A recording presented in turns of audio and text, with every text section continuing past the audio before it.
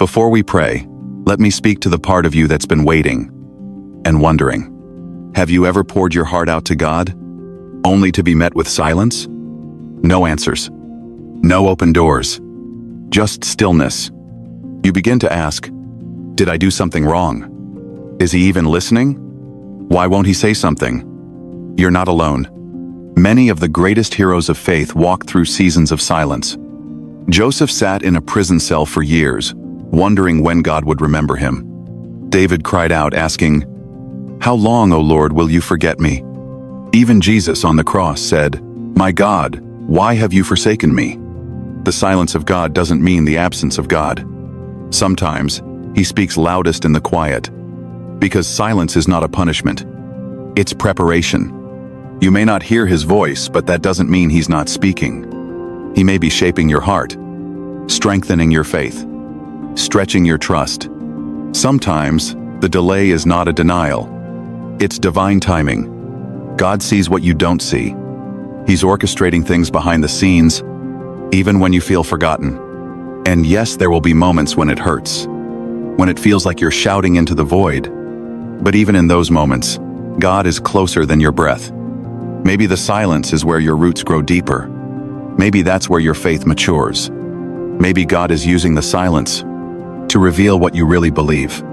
Do you trust him only when you hear him? Or will you still believe when the only voice you hear is your own doubt? Friend, God's silence is sacred ground. Don't rush past it. Don't fear it. Sit with him in it. Because the same God who was silent for 3 days before Jesus rose again is the same God who's writing your resurrection story. So don't give up. Don't walk away. He's not done.